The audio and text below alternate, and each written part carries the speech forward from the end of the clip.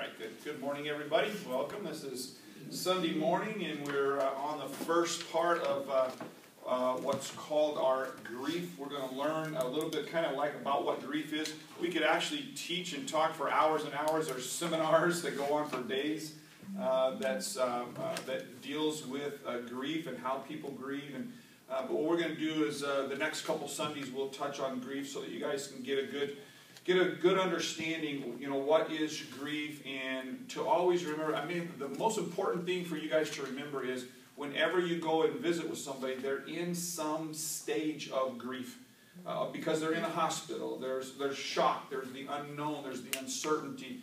They might have been given a report that wasn't a good report, so they're going to experience probably different stages of grief. So what this lesson the next couple Sundays will do is help us recognize it, but more so for us to call attention as chaplains whenever we go and visit somebody, no matter what they look like on the outside, like they got their act together, looks like everything's good and stuff like that.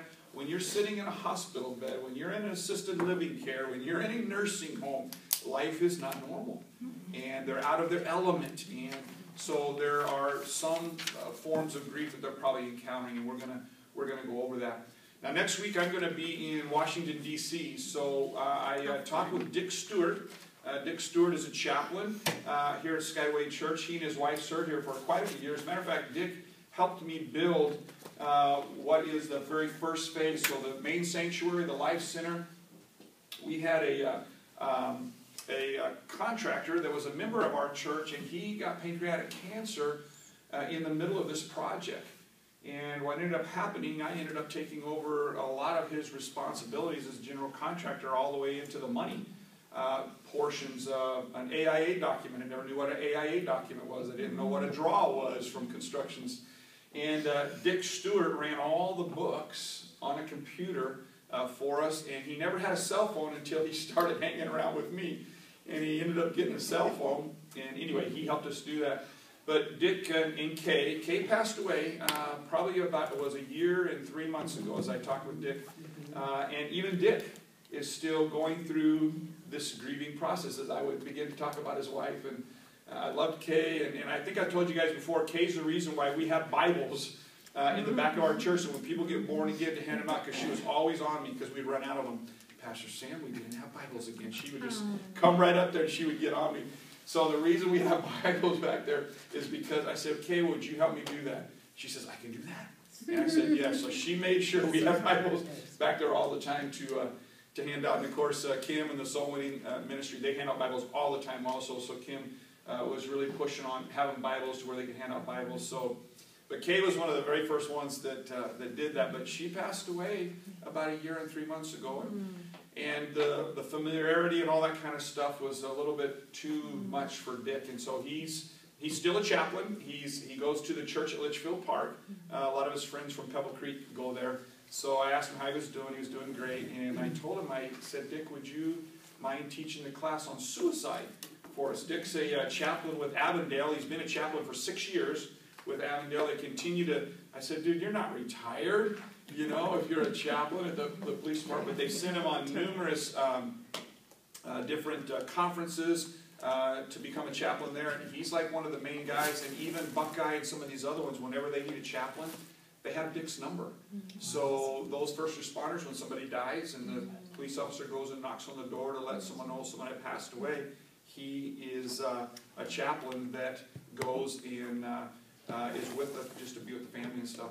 So anyway, Dick Stewart will be here with us. So if you wouldn't mind just kind of opening, welcome Dick, introduce Dick, and so what I did was I had to flop how our training was. We're supposed to do the suicide lesson this week, and then we would do the grief back to back. But since Sherry and I will be in D.C., I'll just do the first part of grief.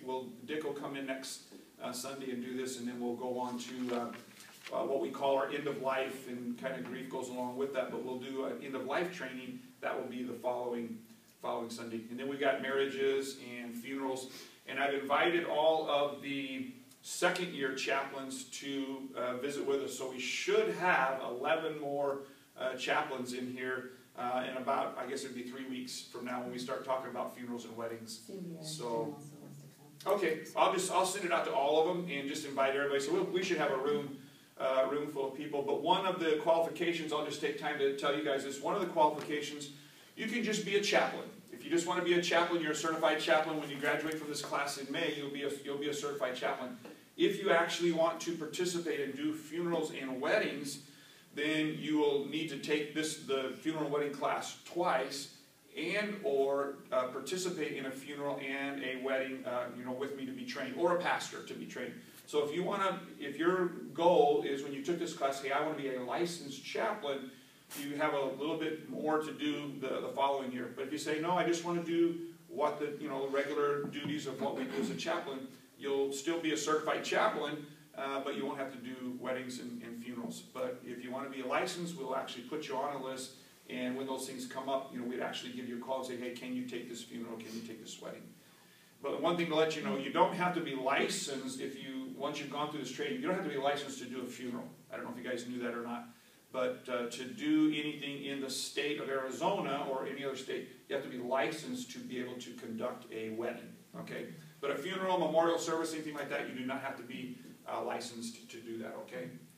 Okay, that was not a short announcement, that was a long announcement. But anyway, that's kind of what's going on in the next few weeks. I'm still amazed at how close, folks, we are to graduating from this class. I mean, we have the month of March, and then there's one Sunday when it's going to be the Resurrection Sunday, Passover, so we won't have class that Sunday, wherever it's at. We'll continue to announce that, so we'll be off that. That's in April, and then we have like 4 weeks in April, 3-4 weeks in April, and then like the very first week of May, or second week of May, I have to look, we graduate. So, awesome. So, okay, let's get into grief. I came across this little handout here. It's here's how we're going to go. I was sitting torn by grief. That's the very first thing we're going to do. So let's just look at that. I want you to just kind of ponder this a little bit. I tell you, if hopefully what happens as you read this will help take any form of religion, trying to be a religious person. I'm going to go in and do my religious duties. Everything we do has nothing to do with religion. You guys realize that, right? Everything that we have to do deals with compassion. It deals with compassion. Whenever you're going someplace, you just want God's compassion. Because why? Because people are hurting, and all they need is they just need to feel like they're not alone, and they just need to feel God's love. That's what they're looking for. Because when you walk out of that room, and they're sitting there in that room, hopefully what's happened is we've brought that presence in there that would give them something to think about, whether it was just a scripture verse, and maybe sometimes it might not even be a scripture verse. I mean, I've gone into rooms before, and I haven't even I probably have prayed a scripture verse, but without saying, hey, did you know that John, this, and that. So as opposed to preaching to someone, you just want to go in and you want to love on someone. And I thought this was really, over the years and years and years that I've gone to hospitals and been with families that loved ones have just passed away, or someone's very tragically ill or something like this, I had already found this to ring true, but when I read this, I was like, wow, someone actually wrote it, printed it, and of course you can see where this thing came from, Hospice of Arizona. And that's what, those people, I don't know if you guys have never ever encountered a hospice. Those men and women are some of the most godly, awesome people. I'm sure there's some that are there that are not Christian, but I don't really know how they can deal with death and how they do what they do every single day. But they have an understanding and a handle on death that just, the grace that's on those people's lives to serve and to be with families every single day. My hat is off. Every time I hear somebody who works with hospice, I shake their hand. God bless you. Thank you for doing what you do. So just awesome. Okay, Joe Bailey wrote this thing. It says, I was sitting, torn by grief. Somebody came, talked to me of God's dealings, of why it happened, and hope beyond the grave. I don't know if you want to underline things, and I apologize for some of your handouts. You got some. I couldn't find my originals, so you got some of my underlined things. But this thing right here, of why it happened, please, please, please, don't ever tell somebody or what you think why something happened, because you really, really don't know. I mean, you might be able to see something in the natural, but you really don't know, because we as Christians, when something like this happens, well, God needed them more. I don't know. There's just all these different things that I've heard over the years, you know, that people have said. And what people are trying to do, in a good way, what people are trying to do, they're trying to bring comfort. But my gosh, in these cases, grief, someone's lost someone, actually less is actually more. Especially at the on-site. Just right when something's going on, less is really more. Down the road, as you talk with people, if you're a friend with them and they want to open up and they want to talk, then dialogue's a little bit better. But man, when we're right in the middle of grief and you're right in the middle of end of life, you've got to be so careful. You know, say, Lord, glue my tongue to the roof of my mouth. That's a scripture verse. If you didn't know that, I can't remember that. But anyway. It all reminds me of, for myself, because when you're a talker naturally, which I wasn't always, but I am now, and so I have to be careful. But the book of Job always reminds me of the friends. And I'm like, oh my gosh, just shut, and I remind us, just shut your mouth, you know, just shut your mouth. There's nothing good you can say good enough, and I don't want God checking me about anything I said, so it's like. Yeah. That's a good example of Job's friends. Because what were they really trying to do? They were trying to console him. And the guy was messed. I mean, things happen in his life. You know, they're coming in there, and of course, then God's like, okay, so where were you when? So, you know, that's a good example of what that. But man, underlying of why it happened, you just don't want to go there because we don't know. And besides the fact I've talked to I don't know how many different people, if they really even knew why. Is that really going to bring them comfort? Nope. No, because they lost someone they love. Yep. Can't touch them anymore. They can't be with them anymore. They're not going out to dinner with them. They can't converse with them. You know, even if you knew why. Oh, okay, I understand. That makes up. No, you know. So we just want to bring comfort. He talked constantly. He said things that I knew were true, but I was unmoved, except to wish he would just go away. And he finally did. But another person came and sat beside me. He didn't talk. He didn't ask me leading questions. He just sat beside me for an hour or more, listening when I said something, answered me briefly, prayed simply, and he left. I was moved. I was comforted. I hated to see him go. And of course, you know, all these different time frames that are going on, this was right when something very, you know, tragic happened. And, you know, there'll be other times when people will open up and if they want to talk, you know, how's it going today? You know, to say how are you feeling or whatever, you know how they're feeling. They're just questions you just don't want to ask, you know, because they might cuss at you, you know. I'm feeling like, you know, and they are, you know, type of thing. So, but, you know, things we could say is like, hey, is there anything I can do? You know, is there anything I can do for you?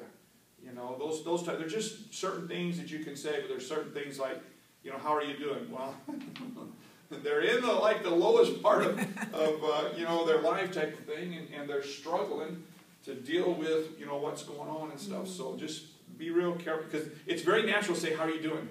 I mean, you don't have to think. I have to think not to say it, you know, because how are you doing? They're lousy, you know, type of thing. So anyway. Pastor Sam. Yes. At my husband's funeral, which was like 4 days after he had passed away, one of the leaderships from our church, because we had the services at our church, came up to my daughter who was in her mid-20s. And she came up to me and she said, Mama. And I said, well, you know what he told me? And I said, what did he tell you? He said, well, your father smoked. He did it to himself, didn't he? Oh, boy. At the funeral. Pastor Sam, the mama in me came out. And I said, we knew that he smoked, yeah. But I said, just ignore him. Just ignore him. My pastor came to the house, and he said, what can I do for you? There you go. Perfect. And I said, I don't know. And I threw myself in his arms, and I don't know how long it was before I stopped crying, and I excused myself. That was it. He never spoke again. He never did anything. I threw myself, and that was it. Yeah, because at that time, it's a great example. That's just what people need. You know, and again, that's why we go, because it's really not as much as what we say, folks, but that we just go, and that we're actually there. And that's why the visits, whenever we schedule visits or whatever, that's why it's so important. Or even the phone calls. So we got a good list of people. I don't know how many we have now, Shirley, but that have lost a loved one. So we'll call them for 1 year. So some of the calls you guys are getting, And hopefully, Michelle and Shirley, the one that dispatched, hopefully we let you guys know, hey, their spouse had died, their uncle had died, maybe their brother died, so that you knew in March of whatever, or something like that, we would just let you guys know. But it means so much. After a while, some of the people even ask us, hey, I don't need anybody to call. But then there's some people that they need us to call all year long. And why is that? Is because what you're learning, what we're going to learn here is because everybody deals with grief differently. Everybody processes it differently, and there's no time frame to grief. Now there's healthy and unhealthy grief, and for us, as we learn some of these things that we'll learn about grief, it will help us to kind of see if maybe someone's not processing right, and you can kind of push that back up the ladder to Michelle, Shirley, or whatever, and say, hey, it doesn't seem like they're really doing, well, or maybe you caught them at a bad day, I don't know, but we also want to kind of watch and make sure people are dealing with grief, in a healthy way. But there's no time frame, there's no, type of thing. So we just got to watch and make sure people are not spiraling into like a depression or something like that. So, and the Lord's going to show you guys. We follow them for a year, and sometimes like we've had a couple of them where we've had to start the year over again because they've had another death in the family. Another death in the family. Yeah, like Edie lost her husband, and then and she was just about a year, and then her brother, which is Pastor Lorraine, their brother just passed away. And here's the thing about grief, and we'll see this as we read this. They had to shut down Windows of Healing because he was the one that held the PhD. So he was the director, the counselor. So they had to close down Windows to Healing because you have to have someone in that capacity to be a director. I mean, Charlie and Lorraine, they have their masters, but you have to have a PhD. And so many, I forget all the legalities because they're all legal with the state, so you can do insurance. So not only did this death mean they lost their brother, who went in for a surgery and he didn't make it back out again because his body didn't respond and just different things happened. But now they lost a business, their finances. So that's like a double grief thing. Anytime something is a loss, a divorce, a death is like, the ultimate, type of thing. But moving out of a house, losing your job. You think about, guys or gals that lose their job, and guys, I don't want to say guys more, but guys are more like, hey, they're supposed to be the provider, stuff like that. If guys don't have a job, they're in some form or some stage of grief, and or even some stage of depression. And what brightens their eyes and gets them out of that whenever they get their job back, because then they feel better about themselves. Now, identity helps. They need the identity, stuff like that. But bottom line, when they're not working and they know they're supposed to provide, and that's their goal, they're in some stage or some form of grief. And I've experienced that with guys, all the time. Even when I left my job at Dial, I worked for this one company for 19 years before. I was the operations manager at this company for 19 years before I came to Skyway. Now I've been here at Skyway for it'll be 21 years full-time in April. But I remember, I called it culture shock. That's what I called it. But what it was some form of grief, something that I had done for 19 years. That I had an office, I had a place, I was the guy, I was the operations manager. I had about 125 people underneath me. But I remember it was the day, it was April Fool's? No, it was the day after April Fool's. Like the day after April Fool's when I left. So I'm driving down the road going, April Fool's on me because I left, a high-paying job and I'm going to do this. But that's what Sherry and I felt we need to do. But I went from knowing what I knew to sitting at an end, because they didn't have an office for me when I came on, sitting at the end of a conference table for about 60 days. That was my office. And going home at 4 o'clock in the afternoon. So I went to work when the sun was shining, and I went home and the sun was still shining, which was odd because I didn't usually do that. And I felt like I wasn't doing enough. And I went home and it's 4 o'clock and I'm out in the backyard going, what do I do? What do I do? And of course, Pastor Greg, with all his wisdom, he goes, Sam, that's only when the second shift starts, because when people get off at 5, you're going to start getting calls. Well, I figured that out. And now 20-some odd years down the road, being a pastor. But what I didn't recognize, or what I didn't realize, that I was going through different stages of grief after 19 years, and then you're doing something different. So, hey, let's find out what is grief. So that's the page that you're looking for. Should say, what is grief? Say, grief is a natural response to loss. It's the emotional suffering that you feel when something or someone you love is taken away. You may associate grief with death of a loved one. And this type of loss does not often cause, and this type of loss does often cause the most intense grief. But any loss can cause grief. So as we're looking at different things, a relationship breakup. You could actually begin grieving that. Your loss of health, losing a job, loss of financial stability, a miscarriage, a divorce, death of a pet, loss of a cherished dream, a loved one's serious illness, loss of a friendship, loss of safety after trauma. We could add different things to that list. The more significant the loss, the more intense the grief, especially something that's very sudden, something that's been going on for a year or something like that. The grief is not quite as intense because why? Because you've been allowed some time to gather your thoughts, your emotions, you process. And but sometimes when things happen that just happen, a lot of times that's what we might experience when we're going to a hospital. Someone has been in an accident. Someone has had to have an operation. Those things that are just come on you, you didn't know it's going to happen. That's when the grief level is going to be a lot more intense. However subtle, losses can lead to grief. For example, you might experience grief after moving away from a home, graduating from college, changing a job, selling your family home. I'm sorry, Pastor Sam. Is anyone here driving a red Kia Forte? Okay, I'm sorry for the interruption. There's $1 million in it, right? See if they're going to change their mind? That is mine.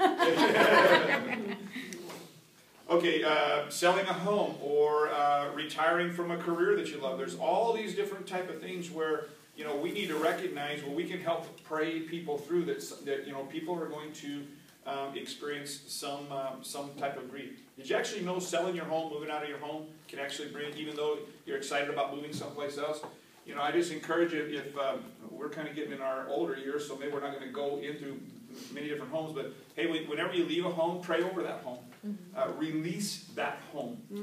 Release the traditions that you build in that home. And it's very interesting to, and the reason I say all this is because you might be asked to go do this. If someone's leaving a home or something, or you know someone who's selling a home, you know, have them go into their home. It's very interesting what happened when I had my adult kids go into the home where we had been for quite a few years when we were selling that and we were actually losing the one home. I prayed over the property, we prayed over the home, but we just got in the middle and began praying and thanking God for the traditions that we had built there. Because, you know, the home is not your home is the dwelling place where you live. You know, home is where we're at. Home is where me and Sherry are at. Home is, you know, now we're on our own because we're empty nesters, but home was where our kids were at and what our kids experienced in that home. So when we got rid of that home, we went back and we prayed over that home. It was very interesting. Our kids' responses, actually, some of them, they actually cried. You know, but what it was, I guess they're just thinking about the traditions we built. And so for stability, we just say, hey, we're going to build those same traditions in another place. So, and what was really interesting was when my mom left her home of, 50 years.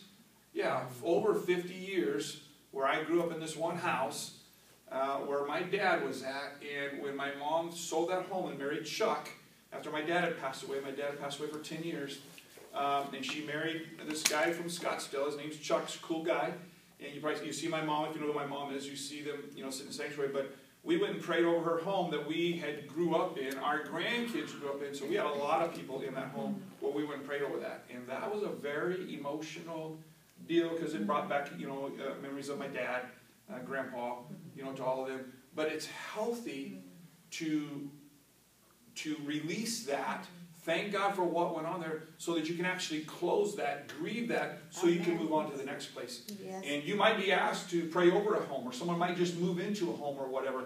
And it's very interesting. We'll have requests where they say, hey, can you come and pray over my home? Yes, Lisa. It's interesting you brought that up because just this past week, we had moved. Just this past week, I was talking to my aunt, who lives in Wyoming, and my husband and I had lived in Wisconsin for 10 years, and a lot of families back there and stuff.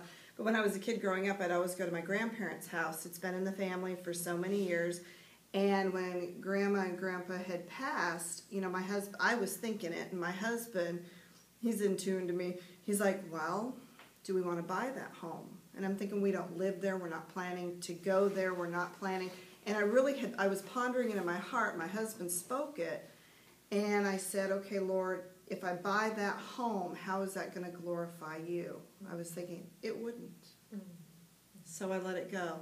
And they weren't getting any bites on it. Within a day or two, the house sold, cash buyer. And then, but I often find myself, and it's been a few years now that they've been gone, I often find myself with a very strong memory, even almost like I can smell that I'm back there in that home. And I'm thinking, and it was almost like, is this from God or is this not from God? So this summer I'm planning on surprising my mom on a trip, just surprising her out there. And my aunt might be coming with me, but I was just talking to her about this past week. I said, I need to go there and I need to pray a prayer of release because I need to be released from that. Whatever it is, good or bad, there's been great memories, but there's something that still hits me very strongly even after all these years. And whether it's good or whether it's bad, I know where I need to stand. Yeah. And I know where I need to pray, and I know which direction I need to pray in. Awesome. And it's just God's put on my heart. So I'm glad you brought that up at the prayer of release. It's a spiritual dynamic. And here's the thing. Huge. That doesn't mean that Lisa's going to, okay, now I release this place, so she's not going to have any memories about that or even Right. spells going to remind her about that. That's not what she's Right. saying. There's You know, something. but there's something in the spirit realm where we get an emotional soul tie. Okay, so Yeah. there's, you know, if you I believe it. do the deliverance things or whatever, there's things that are called godly or ungodly emotional soul ties. We're an emotional being. God gave us all our emotions. It's okay. Our emotions are okay as long as they're balanced, okay? They're healthy, but they can be in an unhealthy way. So what you do is you just go back and you release the home. You thank God for all the traditions. You thank God for all those memories. And you keep all those memories. You're not releasing those memories. Right. You keep them, but what you're doing is you're no longer emotionally tied to that piece of property. Because you can actually be tied to a piece of land, a town, a city, a culture type of thing. But when you pray to get release from those things, you hold on to those family traditions. You hold on to those memories. There's nothing wrong with those. That's a healthy way, because there could even be a little bit of grief there. See, because we think grief is just someone curled up in a ball, bawling their eyes out because somebody died. And this thing here, as we're seeing here, there's all kinds of different stages of grief. I think a lot of times we don't even really realize that we're grieving. We don't know the emotion or the name to call it. I can raise my hand on not having the proper language for all the different faces that Chloe showed us, the last week.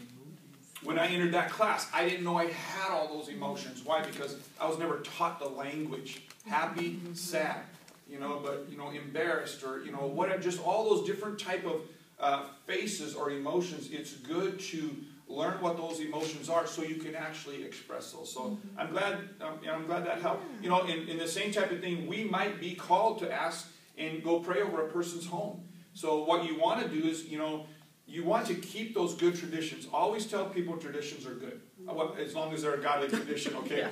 But there's nothing wrong with traditions. There's nothing wrong with that. But to soul tie yourself to that place, that can be unhealthy for you. Then you can't grow. But you release that, you release those things, you thank God for those memories, you bless that home. Lord, put the person in this home that you want in this home. It's the same type of thing, I believe, with a house or whatever, as it is when we pray a prayer of release over someone who's just died. We just did a memorial service for Kelly Cooley. She's in the room next door. Her mom died earlier in December. And then Dad passed away just a month, well, not too long ago, a month ago or so. So she lost her mom and dad within, 2-3 months time frame or whatever. And as Chaplain Chloe was kind of just checking on Kelly, following Kelly, seeing how Kelly was doing, she says, you know what? Because they never did do a funeral. What they did was they were going to donate his body to science. And then what ended up happening when he died, he was dead for too long a period of time before they found him, because sometime in the evening he passed away. They didn't find him until morning because he was sleeping 16, 18 hours a day, so that was normal. But when they went in, rigor mortis already said it, you can't, blah, blah, blah. I really should say all that stuff because you guys might encounter those things. So he passed away in the evening time, and they did not go and check on him until, 10 in the morning or something. So rigor mortis is set in, blood had already pooled, so you can't go and give your body to science. So they cremated him. But Kelly doesn't even know where the ashes are at. So we run into all these family dynamics. So I got a call into the brother in San Diego to find out, hey, where's Dad's ashes? And I'll deal with that, this next week. But as Chloe was seeing what was going on, it was like Kelly was still kind of struggling with the thing because they didn't have a service. So we did a memorial service. And over at Sandy Jones's, and there was probably, 15, Michelle, did you go? Okay. So there was 15, or so people there. They went and did balloons. So they aired up balloons, helium balloons, 3 different colors. And we did the memorial, kind of did a little thing. There was a eulogy written. Kelly wrote some things down. I did some scripture verses, prayed. We sang the old Baptist songs. Everybody cried. Anyway, for those that are Baptists. We don't sing those anymore. But anyway, that was totally cool to do that. And then what we did was we took those balloons and we said to write a prayer or a fond memory about Kelly was there, which that was her dad that passed away, and Melissa, Kelly's daughter, was there, which was granddaughter. So write something that you just maybe wanted to say to Grandpa, or write a prayer. And everybody in the room either wrote a prayer or whatever. So we went out in the backyard and we did a prayer of release, releasing him into the loving and kind hands of the Heavenly Father, and signifying the fact that to be absent from the body is to be in the presence of the Lord. And there goes those balloons, and we just stood there and watched them go. And then we sang a song, I'll Fly Away. Oh! Some glad morning when this, So anyway, that meant so much to this young lady, because now she was able to, with a group of people, not being alone, she was able to release her dad. And so that's just one other deal of release. So I also had got a report this past week that Suzanne's husband, when he passed away, because he passed away at home, right. She was feeling uncomfortable in her home. So she had a group of ladies go out and pray with her in her home. So to release because she just didn't feel comfortable there. Right. That's true. Pastor Sam? Yes. When my husband passed away, but this is me. This is Irene's personality. I stayed with my property, which was acreage. I've been living for 3 years, but it was getting to be a burden. And it was getting to be such a burden that I was putting all my money into gardeners and yada, yada, yada, yada. So, talking to one of my sisters, I decided to sell it 3 years after. When I sold the property, my husband's best friend lived across the street. He said, you're going to cry when you move out. And I said, no, I'm not. I praised, I sang hallelujah. I'm glad this conversation came up. I sang hallelujah. I would put worship. I put it on the market just before everything crashed and fell apart. God said, sell now, and I put it. It sold right away. Whatever. It sold for big bucks. For Irene, it was big bucks. Anyway, when I was backing out, my children already backed out. I had to live with my daughter 6 months while they were building my house up the street here. When I was backing out, I was looking like this. I pulled the car out and headed it out. And the Holy Spirit said, don't turn back and look at Babylon. And I knew instantly Babylon, because it would hold me back with longing. I knew instantly. I pulled out my van, loaded to the top. I pulled, and I screamed, hallelujah! This is Irene's personality. Amen. Hallelujah, out the door. My neighbor said, you're going to cry. And I said, I'm going to cry all the way to the bank. But see, that was for me. That was for my personality. I didn't know till I moved to this place that my daughter, my oldest daughter, had called my sister. They said I was so sad and so depressed that they were afraid I was going to commit suicide. No! My sister called me and she said, I'm going to send you a ticket for such and such to this. You land in Washington, D.C. You're going to come and spend with me the month. I said, a month? Pastor Sam. And when we were eating privately, the 2 sisters, not her husband, not her brother, the 2 sisters, she said, your daughter called me and she thought you were going to commit suicide. You were so sad. She said, you were so sad. I said, I was sad? All 3 years I was sad. And they peeled me out. And somewhere in that, I moved out, and Holy Spirit said, don't you look back at Babylon. And I knew with longing, because I wish I was back in Babylon. I wish you should have left me over here. You should have left me over there. Yep. And that was my cutting free. And I didn't know that my children thought I was going to commit suicide. I cried and cried at the restaurant. She said, stop crying. And I said, I can't. I didn't stop crying. I didn't stop crying. I stayed almost a full month. I love Washington, D.C. When I landed in, I was crying for being there. Yeah, for being I was happy. crying for the elegance. I was crying. She said, where do you want to go? But there is something in a house. But see what, some people would say, well, Irena's in depression. What do we categorize what she was going through? She was grieving. It was grief. And you can't put a time frame on it. No, If it was and I 3 didn't years, know I was still grieving. no. And so what we need to do is, number one, we recognize this so we can even help people. And here's the thing. You can, I don't know, if a person's going to commit suicide, that's another thing, but you can let people know if they're in a grieving process that it's natural and that it's okay and that it's going to it will get better. Now, you don't want to tell someone it will get better the second something happens, because that is not what they're wanting to hear. But as people are going through and grieving something, it is good to say what you're going through is normal. It is, because what happens is the enemy tries to separate people. The enemy tries to make people alone. The enemy tries to make sure you're the only one that feels this way. You're the only one that thinks this way.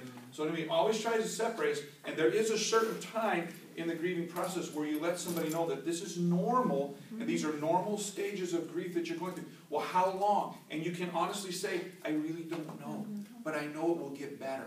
The pain will get less and less, because we're going to keep talking. We're going to keep talking about him. We're going to keep talking about grandma. We're going to keep, we're going to keep doing those things. Yeah. So we're going to help. I'll help you, walk you through this thing. Well, how much longer do I have to cry? I don't know.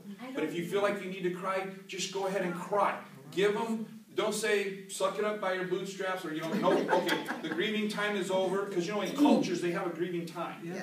And you can even see this in the Jewish This culture. is a lot longer than we give. Well, 3 days exactly. bereavement. Oh. Well, 3 here days, in America, get back to work. here in America, yeah, we don't Yeah. grieve, we don't know how to grieve. I mean, in the Bible, you can see where there was literally months. I don't know how the thing goes, but there's 30 months days. where you actually grieve, and they say the grieving time is over.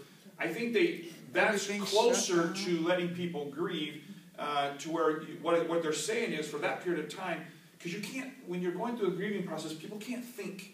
People can't reason. You can't make decisions. You got to get your thrown. We go to a funeral, someone dies, and maybe you get a few days off, a week off or something, and you go right back into the normal day to day, trying to think, trying to process, trying to problem solve.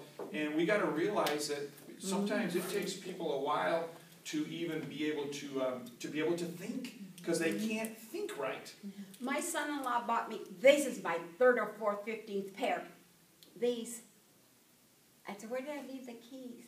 Ah, okay, yep. Did I put them there? I couldn't remember where I left the keys. He Right. got me one of these. Yep. 15 years later, I still have one of these. But, and I said, Gary, why? He said, Nana, when you get out of the car, when you're going to get in the house, I couldn't think. I don't know how the heck I went back to work. Right. I don't know how the heck, by the grace of God, I drove that school bus with 82 passengers. Right. So that right there is just kind of what people, when we go visit people, we're seeing people in the hospital, we're seeing people whatever, especially like a spouse who's got number one, we're there for the person that's in the bed. Yeah. But when you walk into the room, you got to think about the other people that are, what are they going through? Their mind is spinning. What are they thinking on? I even try to, at certain times, I try to see what's going on. I try to remind people to drink water. I say, have you had any water today? Can I get you a bottle of water? Because they don't want to eat, they don't want to drink, and then that causes a whole nother, you got grief going on, you got, I can't think, and then you're not fueling, your body, and the body's going to bonk on you at one time or another, and sometimes people run into problems that way. Yeah. When my daughter's dad passed away, he passed away, and they were in grief, and then her uncle passed away, and then the wife of her aunt asked her, how do you get through the first few days? And she said, you take one day at a time. Just one day at a time, one night at a time. I know when my dad passed in 2012 on Christmas Day, the four of us had decided that he was a hospice patient, that we didn't want a memorial service. Nobody came to see him all that whole year before when he was sick. Most of his friends had already passed. So none of us wanted to deal with the big memorial service. But I was his, I moved him to Atlanta to be with his sister, and I was his primary, overseeing his medical care. And we decided to stop the chemotherapy and send him to hospice. But when he passed away, we were in Vegas on vacation. I had already said my goodbyes while he was alive and well, as far as I was concerned. And I had been going back and forth for a year. But it's so funny, I didn't shed a tear for over almost a week. And one day I was just doing the dishes, and I was thinking, how would Dad feel that we didn't do a memorial service? And I just broke down like crazy. And nobody knew what was going on. I went in a room by myself, and I'm like, I never grieved him. It just came like a flood river. And we did do a tribute. The 24 of us, grandkids and my siblings, we took a cruise. Dad always wanted to live by the water, and he never did. He loved the water. We went to the Bahamas, scattered his ashes, and did a memorial to him. And just being able to uphold my siblings and do a prayer and a tribute to him, so it was awesome. See, that's something to be able to tell someone if someone comes and say, hey, I haven't been able to cry. Yeah. You can say, you know what, that's okay, but a time will come, a memory will come, an anniversary will come, a birthday will come, Christmas will come, Thanksgiving will come, wedding anniversary will come. You have all these firsts, that when people go through grief, that's like I don't want to say a milestone, but it's just another hump to get over. It's just another thing that you've got to, that a person has to go through. And we just need to be conscious when someone's going through that it's totally normal. And if they're like, well, they're bummed today, or they're a little bit sad today, well, why? Because they're thinking about them. They're thinking about, mom, dad, grandma, whatever it might be. But like Shirley said, how do you do this? You just take, one day at a time. And as long as they're able to process properly, and we can even help people through those things, the pain will eventually get easier and easier. But the first year is just, there's so many firsts. You have to order death certificates. You have to do, there's just so many things that you don't normally ever have to do that you do have to think about, or someone has to help you think about. They have to get rid of the clothes. Some people can't get rid of clothes. Yeah. I had my dad's truck for 3 years because no one wanted it to be sold. Wow. But you can only drive. I got my dad's truck next to the side of my house in the backyard. Okay, well, my nephew takes it. All our dad's stuff is still at his sister. She's been begging. She finally stopped begging. Nobody wanted to go get his stuff. Nobody wants to do that. And see, but those are hard things, because what happens is, and here's what we have to help people. This is what's unhealthy. To keep those things is not really healthy. Yeah. But there's a time frame which is okay to do that. Yeah. But then there's a time frame, like you needed to release the land. Yes. There's a time frame when it's okay to wrap up those clothes if nobody wants them. If nobody wants a belt buckle, my son, if you ever see my adult son sometimes, and you see this turquoise belt buckle that says Sam, that's my dad's. Oh. He took that. And I have my dad's jacket. But there had to come a time where my mom had to say, I've got to get rid of those things. Those are really hard, painful times. But the thing is, you're not getting rid of their memory. But what do they feel and they think a lot of times? They think that they're dishonoring, and they're getting rid of, well, okay, so now we're getting rid of the memory. Some siblings or other family members or whatever can feel that way. That's the whole thing about reading a room. During a funeral service, even later when you're dealing with people or something like that, you got however many people you have in the room, you got that many issues that you're having to look at. It's not just the issue. You do have the issue, but however many people are there, you got all those issues. Because you don't know how every single person is processing that. You don't know how strong that is. You don't know how powerful that is. You don't know where that anger's at. You don't know how, and where anger, always remember, anger is hurt that's gone unhealed. Okay, so when someone's ticked off and they're really, really mad, and you see them in that way, you go, wow, that's a hurting person. As opposed to getting involved in that spirit, because spirit, anger can be a spirit. You got into a room where there's been anger, right? Yes. You can just feel it. You can cut it when you're walking into a room. What is that? The bottom line root to that thing is it's hurt that's gone unhealed. Okay. The first time that I went to a hospice with the end of life, The room was full of family members, and you don't know where to start. So you just, you sit, they ask you to sit, you sit, you talk to them for a little bit, and you just let them visit with each other, and visit with their, at this time it was their dad and grandfather. So, you're just there. Yeah. You're just there. A lot of times you're just there. Just before you leave, you always kind of want to pray. I can just say a prayer before I leave. This is getting into the end of life, type of thing. But the whole thing, all these things just, go together because you just got this grief scenario. The fact that someone comes, and that's why you got to be so careful to kind of to realize and feel the room. Okay, you don't want to overstay your welcome there. You don't want them to feel, because if it's someone you don't know really, really well, they're going to feel like they have to host you. Same thing on a hospital visit. We'll talk about that. Yeah. Well, we've already talked about that, but I'll just continue to remind you. Those people are sick. They need to rest, and you don't want them to make them feel like they're having to host you. So I mean, if they're wanting to talk or whatever, you just have to. I just pray that our emotional intelligence, emotional intelligence is being able to read the room, to be able to read the people that are around you. You check it by body language. You check it by how their eyes look, their facial expression. If they're doing this type of thing, even though they may look like they're smiling and stuff, it's like, it's time for you to go. You just got to be able to read that room, because we want to we want to walk in, do what we need to do, bless them, pray for them, and then go and allow the Holy Spirit just to touch people. And I have gone to where there's been one person there and they just want to talk. Yep. And it ends up being you're reading scripture, or you're talking about the Bible, and you're talking about different things. So that's that becomes more personal. So that's why it was so easy for me to go into that group of family members, because I already knew them. Right. Yeah, that always makes it easier. Karen. Going through a divorce is like death. Yes. And I've been ministering to my high school friend, my child friend that were best friends for years. And she'll call me up and she'll say, "Can I just cry?"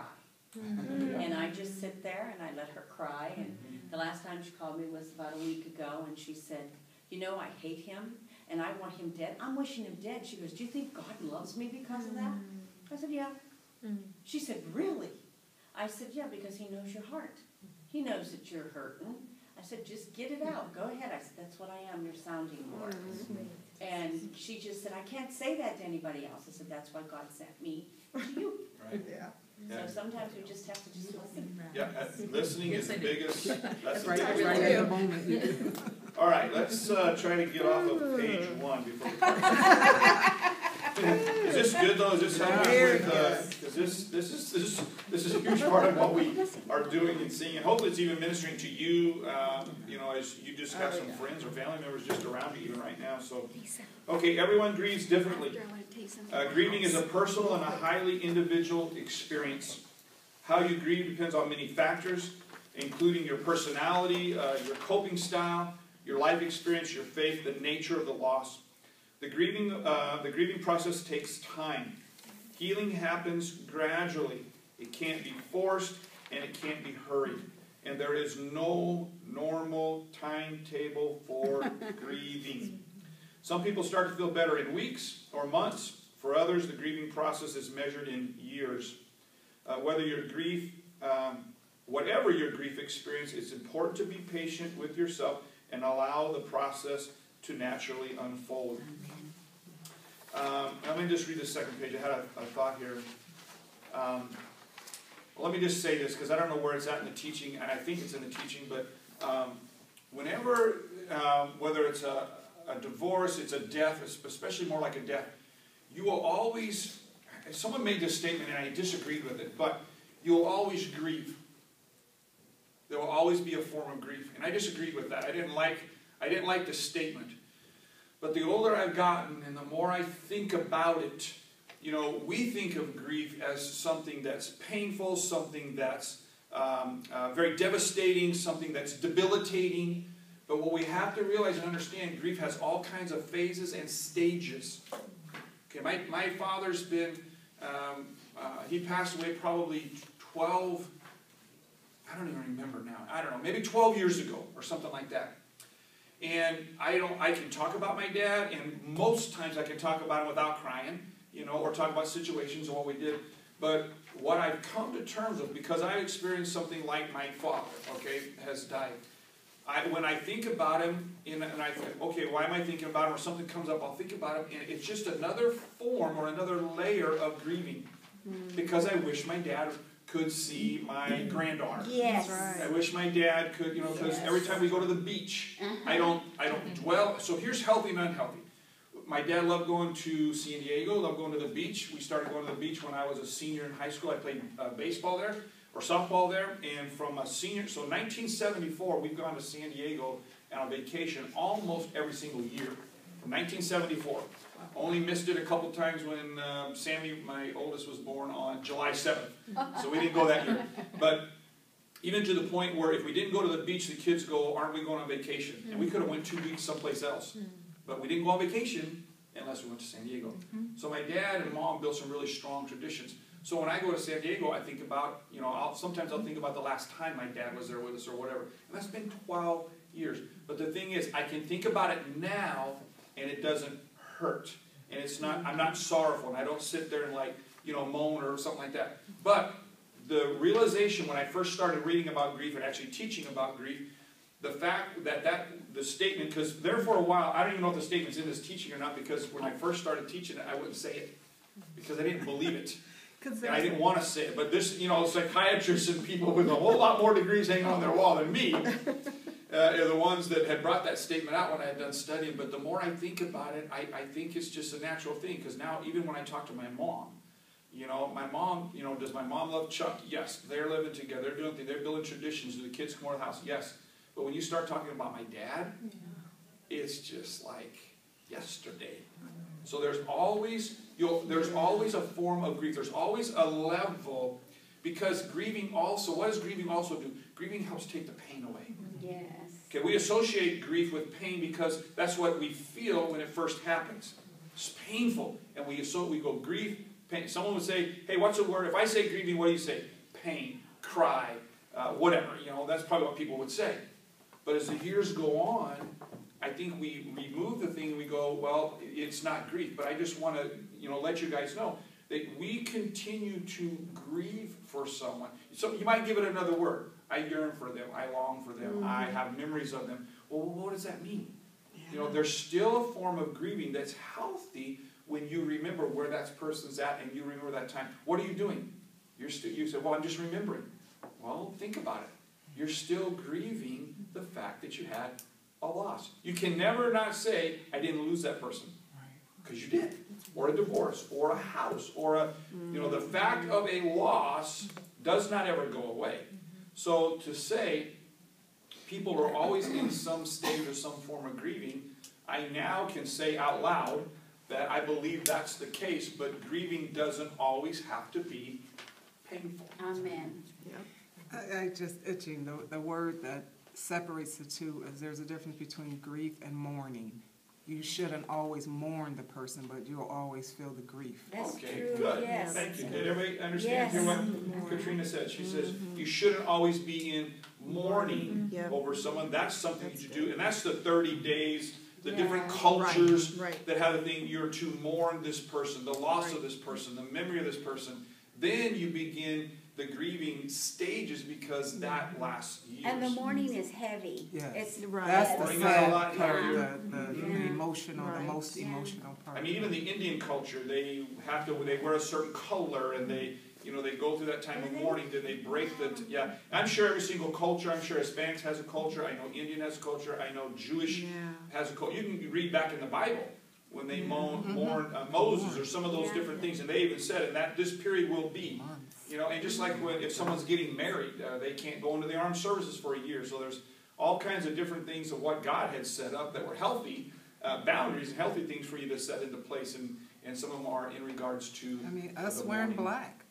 Black, we've gotten away from it some, but that black is the sign of mourning. That is where it came from. It's a dark time in which you're mourning the loss of someone. Okay, but mourning needs to come to an end. Grieving will continue on. So I'm glad I got that out. If we read it someplace in here, then hey. Okay, let's do myths and facts about grief. Myth. The pain will go away faster if you ignore it. Fact. Trying to ignore your pain or keep it from surfacing will only make it worse in the long run. For real healing, it's necessary to face your grief and actively deal with it. How do we help someone deal with it? Basically, we just help somebody talk. When they're ready to talk, you're with them. How's it going? How are you thinking about your dad? Whatever. Or a mom, or a spouse, whatever that thing is. That's how we help people do it. So the pain will not go away if you ignore it. So time does not heal all wounds. Okay? Time does not. Okay, myth. It's important to be strong in the face of a loss. Fact. Feeling sad, frightened, or lonely is a normal reaction to loss. Crying doesn't mean you're weak. There's only 2 guys in here, but I'll say it again. Crying doesn't mean you're weak. You don't need to protect your family or friends by putting on a brave front. Showing your true feelings can help them and you. I'll just share this about my mom. My mom is a very self-reliant type of lady, and when my dad passed away, or even through the process, it was about a year when we got diagnosis. He had a cancerous brain tumor. So it was about a year we went through the whole process before my dad actually passed away. But during that whole time frame, my mom was being strong for her kids. Okay, now we're 40 years old. Okay, we're married, we have kids of our own, and there's even grandkids that are showing up when my dad's in hospice. But mom is mom, and that generation is that generation, and they need to be, quote, strong for the family. I don't know where that came in, but that's just how that thing was. So she didn't really cry very much at all. So this thing's talking about, crying that you're not weak. She did cry, okay? But she held back and suppressed her crying, and basically what she's doing is her emotions. So she would suppress those emotions. What she ended up doing, she ended up going to a doctor. It took her 1.5 years, maybe 2 years, before she could sing again, because what she did was she damaged her throat, her vocal cord. You ever heard about, sucking it back or holding it back? Have you ever heard that thing? Holding it, I'm holding these things back. She would hold those things back, or those emotions back, to where she actually damaged her larynx, to where she couldn't sing. So it's just not guys. I made a joke about, Steve and I, about, guys don't cry, those type of things. But even people that maybe have a very strong self-reliant, a very strong sense of trying to be strong for the family. So in her mind, okay, and of course this is everybody's individual thing. This is not a true statement. You don't have to do this. But in her mind, she felt because dad's passing away now, mom has to be strong for the family, the kids. Because I have found this out. It doesn't matter how old your kids are. Your kids are always your kids. Always your babies. Yes, always your My babies. kids have kids, but you know what? My son is my son. Amen. And my daughter's my daughter. I still every now and then like to pick her up. She's like, and I'm still not so old that I can still do that. And she liked me to carry her in from the car whenever she would fall asleep in the car. She would fake like she's asleep, so I would carry her in, and I do that. Well, my son is still my baby. He's Okay. Always. There you go. But the thing is, so here's another thing that we recognize, and I say all these examples and these testimonies for us to recognize things that we might encounter. You might encounter the matriarch or the patriarch that's being strong. And if anything, it's just so that you know that maybe they're trying to be the strong one, and maybe you just praying for them, just putting your arm around and loving on them and stuff like that. But this is how grief can actually affect you. She was not allowing herself at that time to mourn. She should have been allowed to, to mourn and stuff. And if she didn't want to, in her mind, fall apart in front of the kids, well, then she could do that at home or something. But it felt, she just suppressed those emotions. So you can suppress your emotions and actually cause yourself physical problems in your body. Yeah, just amazing. She wouldn't feel bad about me. It literally can. Yes. Stress will tear your body down. Stress will tear you, and not only just a physical part of your body, but what you, from your brain, the chemicals that you release even into your bloodstream is very, very, very unhealthy, for your body when someone's going through a long trauma type of thing. Okay, if you don't cry, it doesn't mean you weren't sorry about the loss. Did I read that? No. If you don't cry, it doesn't mean... Okay, so this kind of goes back to Katrina. So if you don't cry, it means that you aren't sorry about the loss. Was Katrina sorry about the loss? Absolutely, she lost her dad. but for whatever reason, being strong for the family, whatever, I'm not trying to put words in her mouth, but so that's the myth. But the fact is, crying is a normal response to sadness. But it's not the only one. Those who don't cry may feel the pain just as deep as what other people do. But they may simply not have other ways of showing it, and or it may come out at another time where they're able to, grieve. Maybe they're trying to hold it together. Maybe they're trying to put everything together. There's just... Maybe they're busy doing everything Who- else for their Who knows? To be Yeah. honest, I couldn't explain to you why. I was like questioning, why can't I cry? Why Yeah. can't I cry? Kind of Yeah. thing. And so what we would do is just, you console someone, just say, hey, eventually, I'm sure you eventually will. As opposed to trying to tell them why they actually will. Even though they say, why not? Try not to give them the answer again, because it's probably not going to be the right one. Maybe you didn't love them that much. There you go. Oh. No, there's all kinds of family issues that are going on there, but the main thing is, those things, less is We'll more. save that. Yeah, I'm sure that's going to take place. Horrible. So, okay, myth. Grief should last about a year. We should Maybe be this is so where I lucky. got this. Yeah. There is no right time, or there is no right or wrong time frame for grieving. How long it takes can differ from person to person.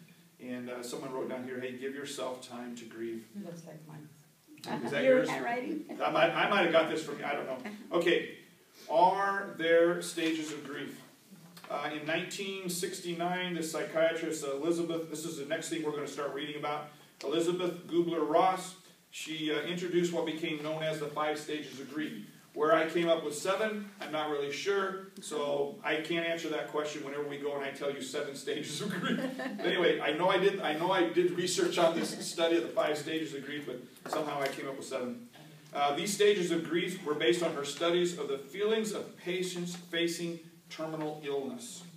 But many people have generalized them to other types of negative changes, life changes and or losses, such as death of a loved one or a breakup. So let's, now we got a few minutes, we'll just start on this. Let's go over to where it says, here is a grief model called the 7 stages of grief. Okay, everybody with me? All right, 7 stages of grief. Okay, so when you go on a hospital, a long-term care, or end-of-life calls, you will experience either family members and or the person that you are visiting experiencing one